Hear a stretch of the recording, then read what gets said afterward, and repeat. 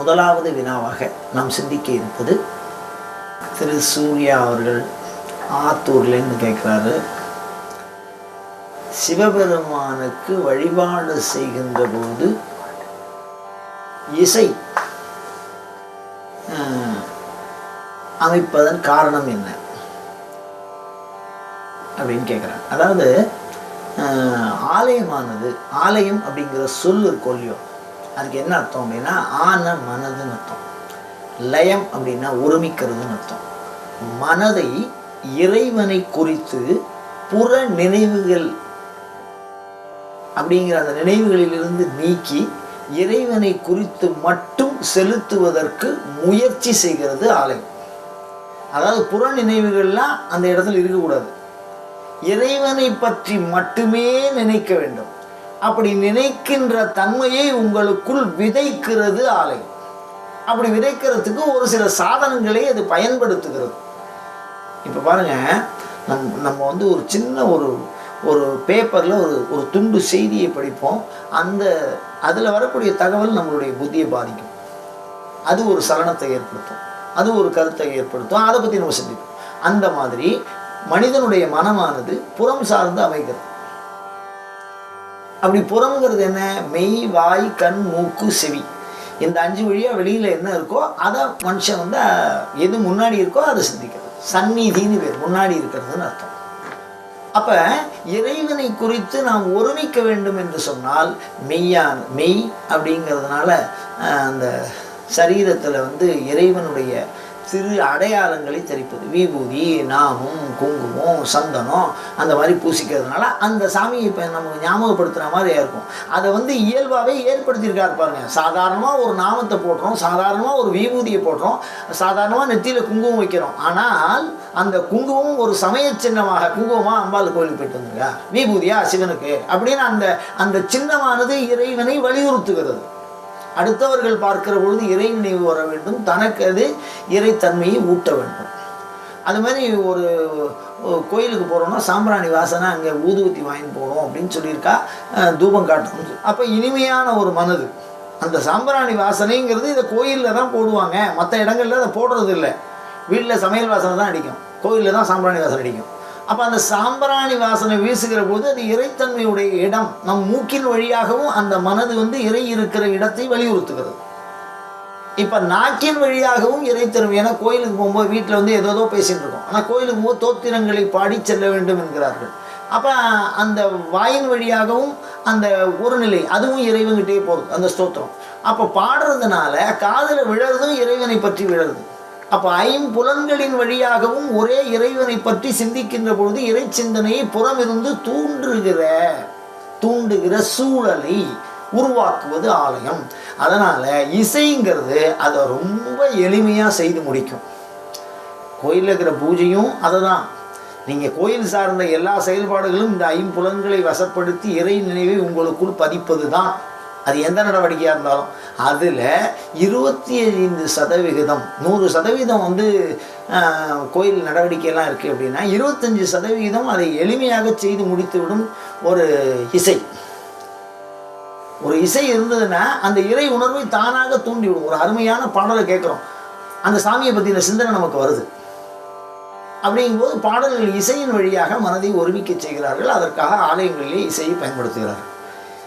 இப்போ அடுத்தது என்னென்னா, சிவனுக்கு பிடிச்ச ஒரு இசை என்ன அப்படின்னு கேட்டால், லோக பிரசித்தம் என்ன தெரியுமா?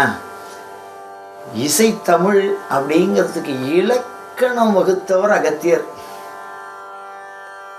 இயல் தமிழ், இசைத்தமிழ், நாடகத்தமிழ்னு சொல்கிறோம் இல்லை, அந்த அகத்தியர் ஒருத்தர்கிட்ட சண்டை போட்டு ஜெயிக்கிறார் அப்படின்னா ராவணன்.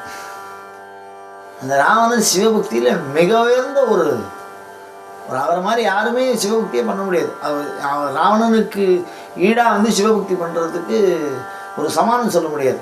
காரணம் என்னென்னா, ஞானசம்பந்தராக இருக்கட்டும், அப்பராக இருக்கட்டும், அவர்கள் பாடுகின்ற 10 பாடலுக்கு ஒரு பாடலில் ராவணங்கிற வார்த்தை வருது. அப்படின்னா எவ்வளோ முக்கியத்துவமாக இருந்திருப்பார் பாருங்க, சிவபக்தியில் தலையாயவராக இருந்தார். அப்படிப்பட்ட அந்த ராவணன் என்ன செய்தார்? சிவன் மேலே அப்படி என்ன அவருக்கு ஒரு பற்று அப்படின்னா, ராவனுடைய அம்மாவுக்கு சிவன் மேலே, ராவனுடைய பாரம்பரியமே சிவ பாரம்பரியம், சிவபக்தி பாரம்பரியம். அதனால் அம்மாவுக்கு சிவனை பிடிக்கும். அந்த அவன் பார்க்குறான், இந்த மலையை தூக்கின்னு போய் அம்மாட்ட கொடுத்துருவோம் அப்படின்னு நினைக்கிறான். அம்மா பேரில் அப்படி ஒரு பாசம், அம்மாவுக்கு சிவன் பேரில் பாசம். இதில் ஒரு சிறப்பு என்ன தெரியுமா? ராவணனுடைய மனைவி இருக்காள் மண்டோதரி, அவர் சிவன்கிட்ட வாங்கின வரேன் என்ன தெரியுமா? நான் நினைக்கும் போதெல்லாம் என் முன்னாடி நிற்பேன். மண்டோதரி இப்படி நினச்சிட்டா முன்னாடி இருப்பார் சிவன். அப்படி வரம் வாங்கினான். அப்படி ஒரு அன்பு சிவன்கிட்ட. அப்படிலாம் அன்பு இருந்து சிவன் எந்த இசைக்கு வசப்பட்டான் அப்படின்னா, அந்த அப்படி ஒரு தன்மையினால் தூக்கிட்டான் மலையை. கொஞ்சம் நம்ம பலசாலின்னு நினச்சிட்டான். அந்த நினச்ச ஒரு சின்ன ஆணவம் அவனை காலுங்கழியே வச்சுருந்தார். கோபம் இல்லை ராவணன் பேரில், இல்லைன்னா கீழே மலையை தூக்கும் போதே அவனை அழுத்திருப்பார். நமக்கு கொஞ்சம் பலம் இருக்குது, இந்த பலம் இருக்கும்போது சாமி இருக்கிற இடத்த தூக்கிடலான்னு நினச்சிட்டான். ரொம்ப காலமாக தலை நெறிய, ரொம்ப காலமாக ஒரு மலையை ஒருத்தன் தூக்கிட்டான். முட்டி போட்டு மேலே ஏந்திருக்கிற நேரத்தில் மேலே சாமி வந்து அவனை காலுங்கீழே வச்சு அழுத்திட்டார். ஏந்திருக்கவும் முடியல, கீழே அழுத்தவும் இல்லை. அவன் இப்படியே பல காலம் அந்த வேதனையை அனுபவித்தான். அப்போ வாகீச முனிவர் தான் அவருக்கு உதவி பண்ணினார். சிவபெருமானுக்கு சாமகானம் ரொம்ப பிடிக்கும், அதை பாடுங்கோ. சாமகானங்கிறது இசைத்துறை அனைத்தையுமே பொதுவான பேர். வேதத்தில் சாமவேதம். அந்த இசைத்துறையில் வீணை மீட்டி தன்னுடைய தலையில் 10 தலையில் ஒரு தலையை எடுத்து தன்னுடைய உடல் நரம்புகளை வீணையாக்கி வாசிக்கிறான். சாமகானம் பாடணும். அப்புறம் இசையில் அவருக்கு ரொம்ப பிடிச்சது வந்து சாமகானம். இசைத்துறையில் இருக்கக்கூடிய வீணையை வந்து சொல்லி லோக பிரசித்தமாக இருக்கும் இல்லையோ. சிவபெருமானே வந்து வீணை வச்சுருக்கார், வீணா தட்சிணாமூர்த்தின்னு. அது மாதிரி யாழ்ப்பாண நாயனார்னு கையில் ஒரு யாழை வச்சுட்டு ஞானசம்பந்தர் போகிற இடத்துலலாம் யாழ் வாசிப்பார். யாழ்முறை பண்ணுன்னு ஞானசம்பந்தர் பாடியிருக்கார். காரைக்கால் பக்கத்தில் தர்மபுரம்னு ஒரு தலம். அந்த இடத்துல அந்த நாயனாருக்கு முக்தி. காரணம் என்ன அப்படின்னு கேட்டால், அந்த யாழ்ப்பாண நாயனார் அப்படிங்கிறவர் யாழ் வாசித்தே சிவபெருமானே அடைந்தவர். அந்த யாழ் இசை அப்படிங்கிறது தான் அந்த தந்தி வாத்தியம். அதனால் அந்த இசை பாடி இறையருளை பெற்றவர்கள் ராவணன், யாழ்ப்பாண நாயன்மார்கள், இவர்களை சொல்லலாம். அதனால் வீணை, யாழ், இந்த மாதிரி பொதுவாக மங்கள வாத்தியங்கள், மேளம், நாயனம், அதை தவிர பிற வாத்தியங்கள் வந்து ஸ்மசானத்தில் இருக்கக்கூடிய சிவபெருமானுக்கு வந்து சண்ட வாத்தியம், அந்த மாதிரி 18 விதமான இசைக்கருவிகளால் பூதகணங்கள் வந்து இறைவனை தொழுவதாக குறிப்பிடுகிறார்கள். இறைவனை இசையாக இருக்கிறான். அதனால் இசை வகையில் சிறப்பாக சொல்லணும்னா அந்த சாமகானத்தை சொல்லலாம் சிறப்பாக. ஆனால் மற்ற இசைக்கெல்லாம் மதிப்பு இல்லைன்னு அர்த்தம் இல்லை, நகினிந்தா நியாயம். அதனால் சிவபெருமானுக்கு சாமகானம் என்பது மிகவும் பிடிக்கும். நம்ம திருவெண்காட்டில் ஒரு சிவபெருமான் இருக்கார். அவருக்கு வந்து மோகனங்கிற ராகம் ரொம்ப பிடிக்கும்னு சொல்கிறா. எப்பொழுதுமே நாயனம் வாசிக்கும் போது அங்கே அபிஷேகம் பண்ணும்போது மோகனம் வாசிக்கிறாங்க, அந்த ராகத்தை வாசிக்கிறாங்க. அதுமாதிரி ஒவ்வொரு சாமிக்கும் ஒவ்வொரு ராகம் அந்தந்த சாமியினுடைய பெயரிலேயே இருக்கிறது.